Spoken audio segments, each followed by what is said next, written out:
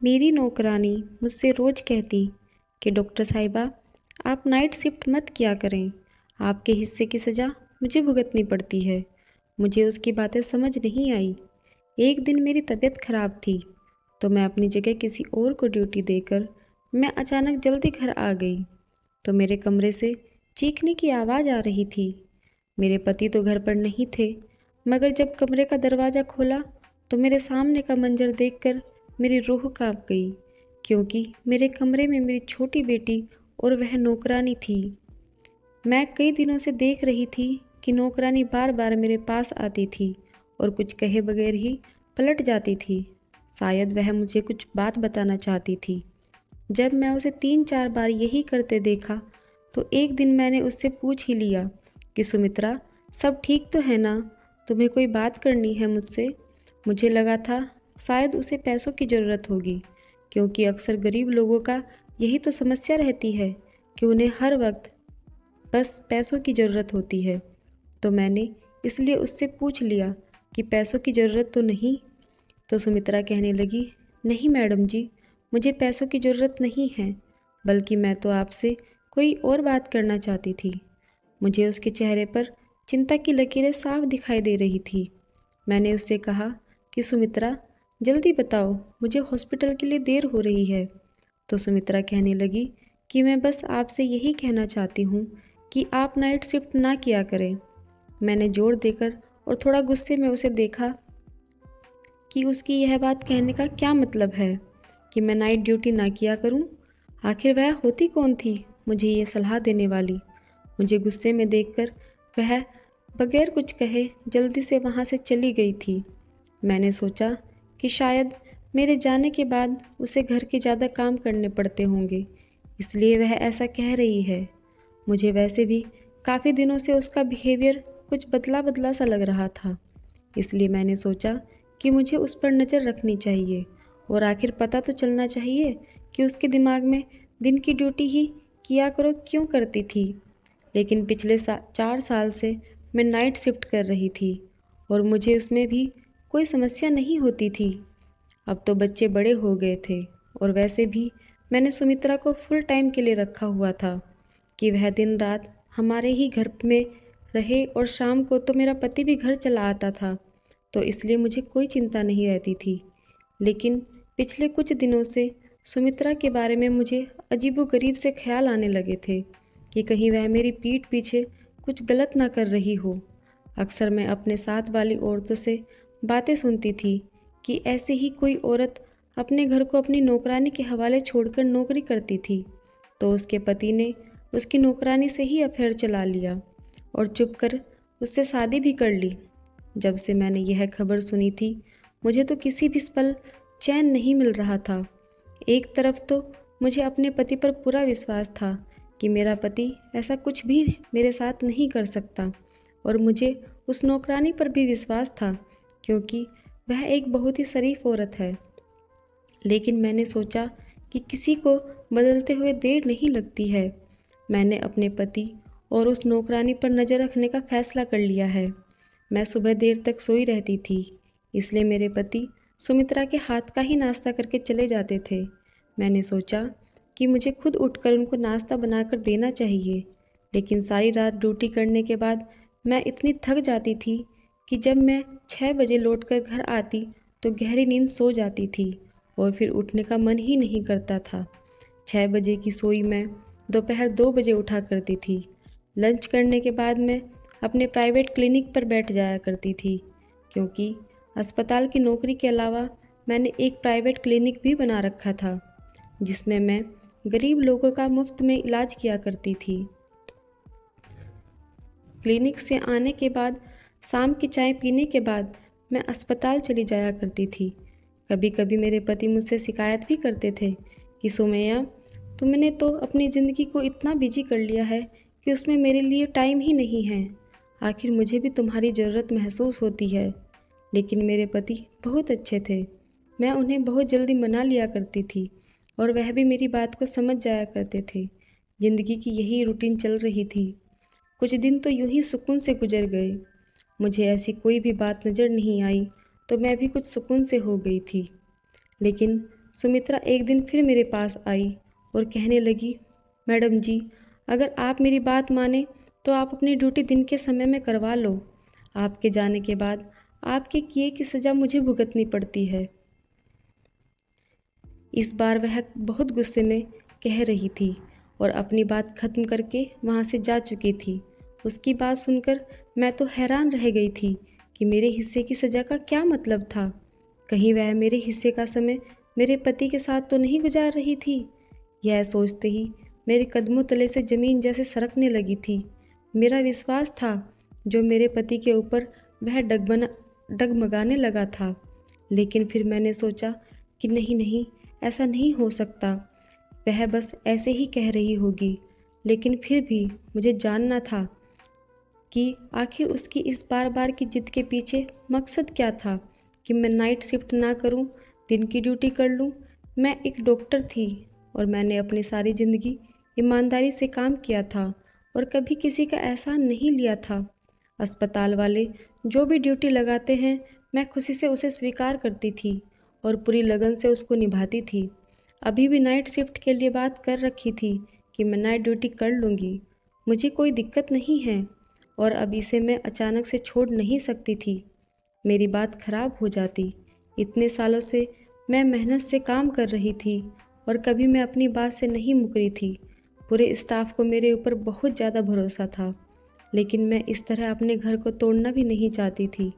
मैंने सोचा कि कुछ ना कुछ तो करना ही होगा। सुमित्रा मेरे घर पर पिछले 1 साल से नौकरी कर रही थी और एक अरसे के दौरान ना तो उसे मुझसे कोई शिकायत हुई थी और ना ही मुझे उससे। वह एक विधवा औरत थी जिसके 2 बच्चे थे, जिनको पालने की खातिर वह मेरे घर पर नौकरी करती थी। मैंने उसे नौकरी के पहले दिन ही कह दिया था कि तुम्हें 24 घंटे के लिए यही रहना होगा। उसके बच्चों की टेंशन नहीं थी क्योंकि उसके बच्चों की देखभाल करने के लिए उसके माँ बाप थे और वह गांव में रहते थे। वह अकेले ही हमारे घर पर रहती थी। जो भी तनख्वाह उसे मिलती थी वह अपने गांव में अपने बच्चों की देखभाल के लिए भेज दिया करती थी। हालांकि मैंने उसे कई बार भी कहा था कि अगर तुम चाहो तो अपने बच्चों को भी यहाँ बुला सकती हो, जहाँ तुम रहती हो वहाँ पर तुम्हारे बच्चे भी रह लेंगे। मगर न जाने क्या बात थी कि वह मना कर देती थी। उसके साथ समय बहुत अच्छा गुजर रहा था। आज तक उसने कभी किसी की शिकायत नहीं की थी, लेकिन अब पिछले कुछ दिनों से मैं देख रही थी कि उसका बिहेवियर अजीब सा हो गया है कि मैडम जी, अपनी ड्यूटी दिन के समय करवा लो, रात को वह घर पर रहा करो। मुझे कुछ समझ नहीं आती थी आखिर रात को ऐसा घर पर क्या होता है जिसकी वजह से वह इतना घबराकर मुझे यह बात कहती है। एक दिन ऐसा हुआ कि मैं ड्यूटी पर थी कि अचानक एक नर्स मुझे जाकर कहने लगी कि कोई औरत है, बड़ी दूर से आपसे मिलने आई है। मैंने पूछा, इमरजेंसी में थी क्या? तो वह कहने लगी, नहीं, वह आपकी कोई रिश्तेदार है। मैं हैरान होते हुए बाहर आई कि मेरी कौन सी रिश्तेदार इस वक्त मुझसे मिलने अस्पताल आ सकती है। मैं बाहर गई तो एक अनजान औरत को सामने खड़ा पाया। मैंने हैरानी के मारे उसे देखकर पूछा, आप कौन हो और मुझसे क्यों मिलना चाहती हो? तो वह कहने लगी, क्या आप ही डॉक्टर सुमैया हैं? मैंने कहा, जी हाँ। मेरी बात सुनकर उसने एकदम से अपना मोबाइल का कैमरा निकाला और मेरी तस्वीर खींचकर अचानक से भाग गई। मुझे तो कुछ सेकंड के लिए समझ नहीं आया कि मेरे साथ हुआ क्या, और जब तक मैं समझती वह मुझसे दूर भाग चुकी थी। मैं जल्दी से उसके पीछे भागी कि उससे पूछ सकूं कि उसने मेरी तस्वीर क्यों बनाई है और आखिर वह है कौन, लेकिन तब तक वह दूर जा चुकी थी। मैं परेशान होती हुई वापस आ गई और सोचने लगी, हे भगवान, यह मेरे साथ क्या चल रहा है? क्यों मुझे बहुत बड़ी गड़बड़ का एहसास हो रहा था, जैसे कुछ बुरा होने वाला है। मेरी छठी इंद्री बार बार मुझे इशारे दे रही थी कि शायद मेरी ज़िंदगी में कुछ तो बहुत गलत होने वाला है। मैं यह बात जानती थी कि मैं अपने घर वालों और अपने पति को बहुत ज़्यादा नज़रअंदाज कर रही हूँ, क्योंकि रात की ड्यूटी बहुत थका देने वाली होती है और सुबह तक मैं लेट से उठती थी। जब मैं सो कर उठती थी तब तक मेरे पति ऑफिस के लिए निकल चुके होते थे और जब रात को ड्यूटी पर जाना होता था तब तक वह ऑफिस से आते ही नहीं थे। काफ़ी दिनों से तो मेरे पति से मेरी बातचीत भी नहीं हो पा रही थी। मुझे इस बात का एहसास हुआ तो मैंने फ़ौरन से अपना मोबाइल निकाला और अपने पति को कॉल करने लगी।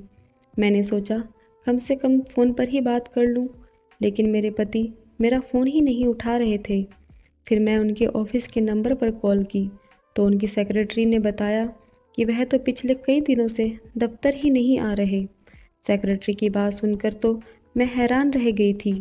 मुझे तो कुछ खबर ही नहीं थी कि रोज़ाना घर से दफ्तर के लिए निकलते थे, फिर ऐसे कैसे वह कहीं जा सकते हैं। अगले दिन मैंने सोचा कि मैं छुट्टी कर लेती हूँ। जब मैं यह बात घर बताई तो सब बहुत खुश हुए, खास तौर पर मेरी नौकरानी सुमित्रा के चेहरे पर तो खुशी के हाव भाव नजर आ रहे थे।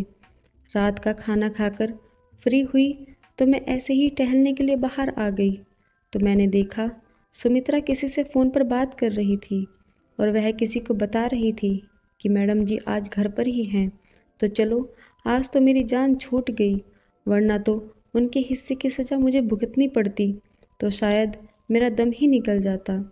जब मैं उसके करीब गई तो उसने जल्दी से घबराकर फ़ोन बंद कर दिया और मैंने उससे पूछा कि किससे बात कर रही हो, तो कहने लगी किसी से भी नहीं, अम्मा से अपने बच्चों का बस हाल चाल पूछ रही थी।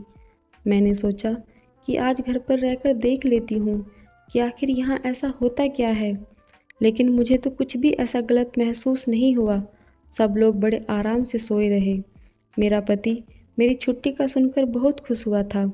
कहने लगा कि कितना समय हो गया है, हमें एक साथ समय गुजारने का मौका ही नहीं मिला। मैं भी सोचने लगी, क्या यह सच में खुश है या खुश रहने का नाटक कर रहे हैं। मैं उसे खोजती हुई नज़रों से देख रही थी। कहीं ऐसा मेरे घर से जाने के बाद उसका और मेरी नौकरानी का कुछ चक्कर चलता हो, इसलिए वह मुझे कहती है कि आप घर पर ही रहा करें। मेरी एक बेटी और एक बेटा था। बेटी कॉलेज में पढ़ती थी, बेटा छोटा था और वह स्कूल जाता था।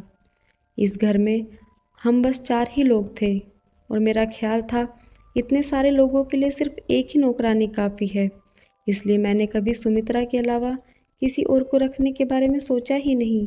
और अगर एक दो बार मैंने अपने घर वालों से पूछा कि कोई और नौकरानी रख लो तो सबने सुमित्रा की बहुत तारीफ करते हुए कहा था कि उसके होते हुए उन्हें कोई परेशानी नहीं, तो फिर क्या ज़रूरत है कोई दूसरी नौकरानी रखने की। तो मैं भी सुकून से हो गई थी। लेकिन कुछ दिनों से मैं देख रही थी कि सुमित्रा और मेरी बेटी रिया आपस में कुछ ज़्यादा ही प्यार से रहने लगे थे। रिया हर वक्त सुमित्रा के आसपास रहती, कभी उसकी कमर में बाहें डालकर खड़ी होती तो कभी उसके गालों पर प्यार कर रही होती। मुझे यह देखकर बहुत अजीब लगता था, आखिर वह सुमित्रा को इतना प्यार क्यों करने लगी थी। मैं यह भी देख रही थी कि रिया तो सुमित्रा के करीब जाने की कोशिश करती थी, उससे प्यार करने की कोशिश करती थी, लेकिन सुमित्रा उससे दूर भागती थी। उस दिन मैंने पूरा दिन और पूरी रात घर पर रहकर देख लिया था। मैं अस्पताल भी नहीं गई थी और क्लिनिक पर भी नहीं बैठी थी। मुझे कुछ भी अब नॉर्मल दिखाई नहीं दिया था, सिवाय इसके कि मेरी बेटी रिया सुमित्रा की कुछ ज़्यादा करीब होने की कोशिश कर रही थी। लेकिन मैंने इस बात को इग्नोर कर दिया कि हो सकता है मैं तो घर पर रहती नहीं हूँ, सिर्फ सुमित्रा ही घर पर होती है, तो थोड़ा लगाव होना तो नॉर्मल था। लेकिन ऐसा कुछ भी नहीं था।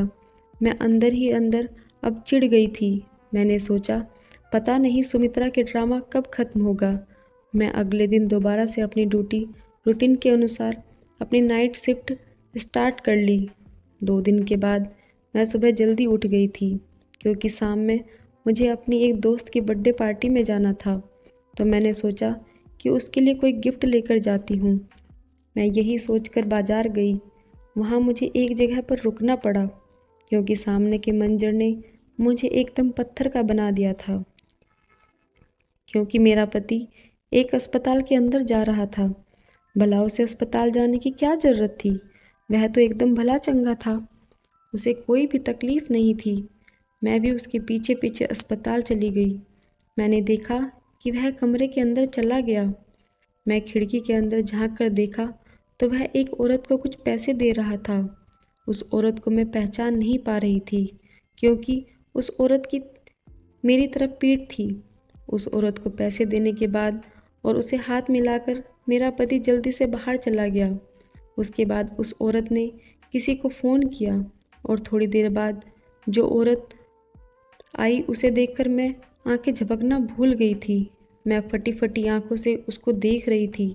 वह औरत कोई और नहीं बल्कि सुमित्रा ही थी। उस औरत ने सुमित्रा को कुछ पैसे दिए। सुमित्रा ने उसका धन्यवाद किया और वहाँ से चली गई। आखिर यह सब क्या था? मुझे कुछ भी समझ नहीं आ रहा था। मेरे पति ने पहले उस अनजान औरत को पैसे दिए और फिर उस अनजान औरत ने मेरे पति के दिए हुए पैसों में से कुछ पैसे सुमित्रा को दे दिए। आखिर यह सब चक्कर क्या था? जब मैंने उस दूसरी औरत का चेहरा देखा तो मैं दंग रह गई थी। मैं उस औरत को कैसे भूल सकती थी? इतने दिन गुजर जाने के बावजूद उसका चेहरा मेरे दिमाग में फिट हो गया था।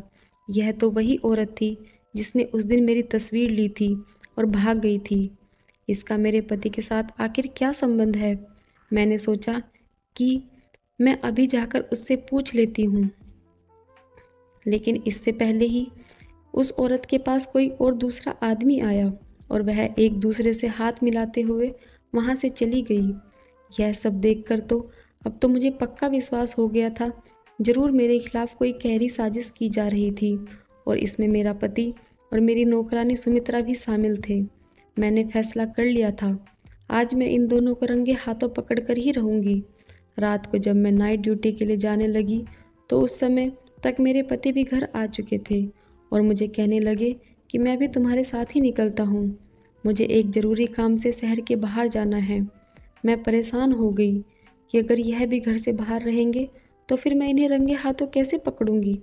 लेकिन फिर मैंने सोचा कि चलो कोई नहीं, आज नहीं तो फिर किसी दिन मैं हकीकत मालूम करके ही रहूंगी।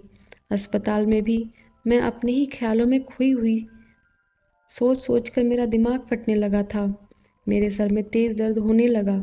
सर्जन डॉक्टर राउंड पर आए तो मेरी ख़राब तबीयत देखकर कहने लगे, मेरा ख्याल है कि आप नाइट ड्यूटी नहीं दे सकेंगे, आपको घर चले जाना चाहिए। सर में तेज़ दर्द था कि मुझे भी लग रहा था कि मैं यहाँ अब और ज़्यादा नहीं रह सकती, वरना मेरी तबीयत और ज़्यादा ख़राब हो जाएगी। मैं अपनी जगह किसी दूसरी डॉक्टर को ड्यूटी दी और बगैर बताए घर चली आई। आज से पहले मैं कभी यूँ अचानक रात के समय घर पर नहीं आई थी। दरवाज़ा बंद था। मैंने सोचा उन लोगों को जगाने से अच्छा है मैं खुद ही अपनी चाबी से दरवाज़ा खोल लूँ। अंदर दाखिल होते ही मुझे अंदाज़ा हो गया, शायद मेरे पति अभी तक घर वापस नहीं लौटे थे, क्योंकि उनकी गाड़ी वहाँ पर नहीं थी। मैं अपने कमरे की तरफ बढ़ने ही लगी थी कि अचानक मुझे चीखने की आवाज़ सुनाई दी। आवाज़ ऊपर से आ रही थी। मैं भागते हुए ऊपर गई तो आवाज़ अभी भी मेरी बेटी के कमरे से आ रही थी। मैंने आगे बढ़कर दरवाज़ा खोलने लगी और एकदम से दरवाज़ा खोल दिया।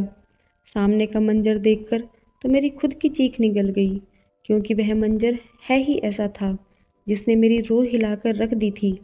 मैंने देखा कि मेरी बेटी मेरी नौकरानी को बुरी तरह से पीट रही थी और वह चीखने की आवाज़ भी मेरी नौकरानी सुमित्रा की ही थी।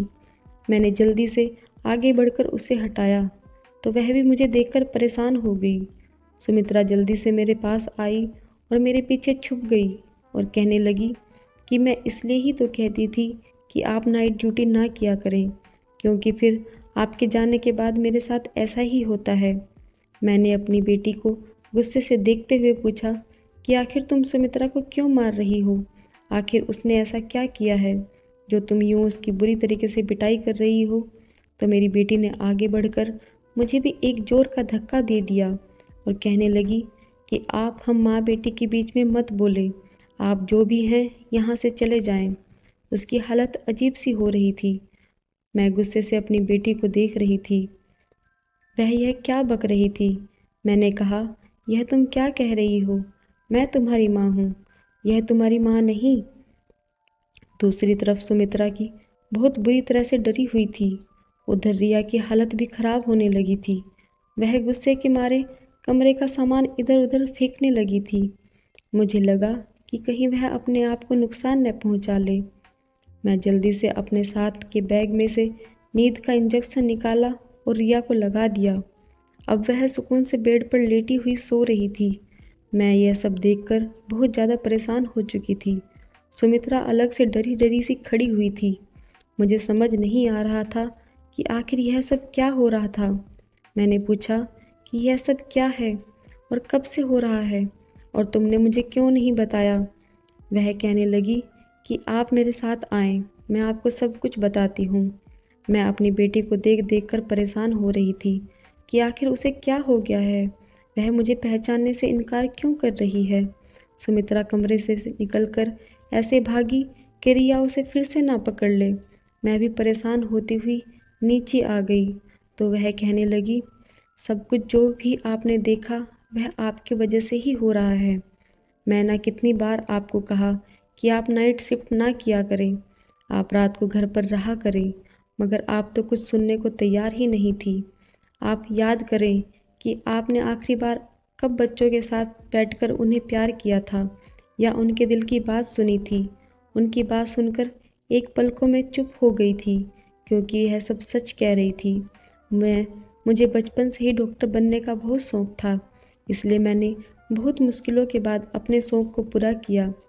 मेरे पति बहुत अच्छे थे और मेरे शौक़ के बारे में अच्छी तरह जानते थे, इसलिए उन्होंने शादी के बाद भी मुझे पढ़ने से नहीं रोका और बच्चे होने के बाद उन्होंने मुझे नौकरी करने की अनुमति दे दी और शुरू से ही मेरे बच्चों को नौकरी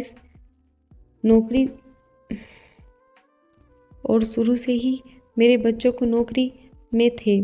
अपनी पूरी कोशिश करती थी कि अपने बच्चों को समय दे सकूं, लेकिन एक डॉक्टर होने के नाते मेरी बहुत ज़्यादा जिम्मेदारियां होती थी और मेरा ज़्यादातर समय अस्पताल में ही गुजरता था।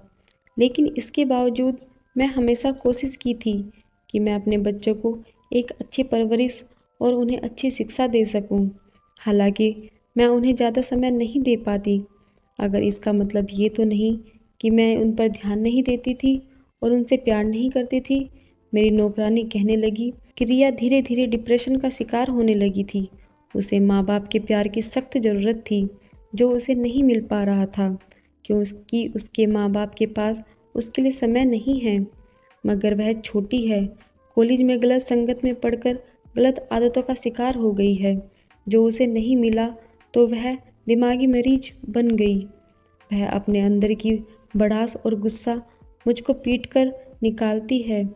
उस समय उसे लगता है कि मैं उसकी माँ हूँ और वह क्योंकि आपसे कभी कोई शिकवा नहीं कर पाई, आपको कुछ नहीं कह पाई, इसलिए वह मुझे अपनी माँ समझते हुए मुझ पर अपना सारा गुस्सा निकालती है। और जब सुबह होती है तो वह मुझसे न सिर्फ माफ़ी मांगती है बल्कि मुझे बहुत सारे पैसे भी देती है ताकि मैं आपको कुछ न बताऊं। मैडम जी, मैं गरीब हूँ, बच्चों का और बूढ़े माँ बाप का पेट में अकेली पालती हूँ। रात को जो मारपीट और तकलीफ़ में रहती थी, सुबह जब आपकी बेटी मुझे पैसे दे देती थी तो मैं भूल जाती थी कि रात को मैंने क्या तकलीफ़ सही थी। एक बार दिन में रिया मुझे माफ़ी मांग रही थी और मुझे पैसे देने लगी तो मैं रिया से कहा, रिया तुम मेरे ऊपर बहुत जुल्म करती हो, मुझे तुम्हारे पैसे नहीं चाहिए। मैं तुम्हारी माँ को तुम्हारी सारी बातें बता दूंगी। तुम पागल हो, तुम्हें तुम्हारी माँ पागल खाने में डाल देगी, तब तुम्हारी अकल ठिकाने आएगी। पागल खाने का नाम सुनकर रिया डर गई और उसी डर से उसने मुझे धमकाना शुरू कर दिया कि अगर तुमने मेरी माँ को कुछ भी बताया तो मैं तुम्हारी जान भी ले लूँगी। रिया दिमागी मरीज और धीरे धीरे उसे पागलपन के दौरे भी पड़ने लगे थे, इसलिए मैं डर गई और आपको कुछ भी नहीं बता पा रही थी। आपको सारी बातें तो नहीं बता सकती थी, लेकिन आपको यही कहती थी कि अगर आप घर रहा करें। मैं सुमित्रा से पूछा, सुमित्रा यह कब से चल रहा है? सुमित्रा ने मुझे बताया कि मैडम जी, यह पिछले 1 साल से चल रहा है। रिया का व्यवहार मेरे प्रति कभी आग तो कभी पानी की तरह होता है। कभी कभी लाड़ और प्यार से जिद से करती है तो कभी कभी अपना सारा गुस्सा मेरे ऊपर निकाल देती है, तो कभी सारी सारी रात मुझे अपने मनपसंद खाने बनवाकर मेरे हाथों से खाने की जिद करती है। वह सब कुछ जो एक बेटी अपनी माँ से चाहती है वह मुझसे कहती थी कि मैं उसकी माँ बनने का नाटक करूं, उसे यह सब खुशियाँ दूं जो एक माँ अपने बच्चों को देती है। और जब मैं उसकी जिद पूरी करने से मना कर देती तो वह गुस्से से पागल हो जाती है और मुझे पीटने लगती है। सुमित्रा की बातें सुनकर मुझे अब समझ आया कि सुमित्रा क्यों कहती थी कि मैडम जी, आपके हिस्से की सज़ा मुझे भुगतनी पड़ती है। क्यों? शायद वह सारा गुस्सा मेरे लिए होता था जो मेरी बेटी सुमित्रा पर निकाल देती थी। मैंने तो कभी सोच भी नहीं सकती थी कि मेरे बच्चों के साथ यह सब चल रहा होगा, लेकिन मेरे पति का उस दिन उस औरत से मिलने का क्या प्लान था जिसने मेरी तस्वीर खींची थी, और यह सब सुमित्रा के अलावा और कोई नहीं बता सकता था। मैंने फ़ौरन उससे पूछा तो वह कहने लगी, मैडम जी, आप तो मेरी कोई भी बात सुनने को तैयार ही नहीं थी। तो मैंने आपकी बेटी की जो भी हालत थी वह आपके पति को बता दी। उन्होंने डॉक्टर से बात की और अपने बेटी की पूरी हालत के बारे में उस डॉक्टर को बता दिया और हाथ जोड़कर विनती की कि मेरी पत्नी को इस बारे में पता ना चलने दे, पहले ही मेरी बेटी ठीक कर दे। और आप, क्योंकि आप गिल्टी फील ना करें, वह भी एक डॉक्टर है और दिन रात लोगों की सेवा करती है। उस डॉक्टर ने आपके हॉस्पिटल का एड्रेस लिया था और उस दिन भी आपके पति उस डॉक्टर को उसकी फ़ीस दे रहे थे। मैं उस डॉक्टर की मदद कर रही थी और वह जब भी मुझे क्लिनिक बुलाती तो मैं वहाँ चली जाती थी। वह मुझसे आपकी बेटी के बारे में सवाल जवाब करती थी, इसलिए उसने उस दिन मुझे पैसे भी दिए थे। उस दिन अपने हमें देख लिया होगा। एक दिन उसने मुझे बताया था कि उस डॉक्टर ने आपकी कुछ तस्वीर ली है। मुझे हैरत हुई तो मैंने उस डॉक्टर से पूछा कि मेरी मालकिन की तस्वीर क्यों ली। तो वह डॉक्टर कहने लगी, मैं तुम्हारी मालकिन को शक में डालना चाहती थी। अब वह शक में पड़ गई है तो अब वह अपने घर पर ध्यान देगी और अपने बच्चों पर भी ध्यान देगी। उसे लगेगा कि मेरे घर में ज़रूर कुछ न कुछ खिचड़ी पक रही है और वह अपने घर में ध्यान देने लगेगी। मैं तुम्हारी मालकिन को सब कुछ नहीं बता सकती क्योंकि तुम्हारे मालिक ने मुझे कुछ बताने से मना किया है। सुमित्रा की सारी बातें सुनकर मेरा सर शर्मिंदगी से झुक गया था। अपने शौक़ को पूरा करते करते मैं अपने बच्चे और अपने परिवार को इग्नोर कर बैठी थी। मैं क्या जानती थी कि उसका यह नतीजा निकल सकता है। उस वक्त मुझे समझ आया कि हर माँ बाप को अपने करियर के पीछे इतना भी पागल नहीं होना चाहिए कि अपने बच्चों को ही इग्नोर कर दे। मेरे पति को मुझसे बहुत मोहब्बत थी, इसलिए वह नहीं चाहते थे कि मैं पछतावे की आग में जलूं, इसलिए वह सारे मामले को खुद ही डील करना चाह रहे थे। मगर मैं अब समझ गई थी कि शायद उस डॉक्टर के अलावा मुझे भी माँ का किरदार निभाना होगा। मैंने कुछ समय के लिए छुट्टी ले ली ताकि अपने घर, अपने बच्चों को समय दे सकूं, और हम सब ने मिलकर मेरी बेटी को ठीक कर लिया और मैंने भी उस दिन के बाद दिन की ड्यूटी लगवा ली। तो दोस्तों, आपको यह कहानी पसंद आई हो तो वीडियो को लाइक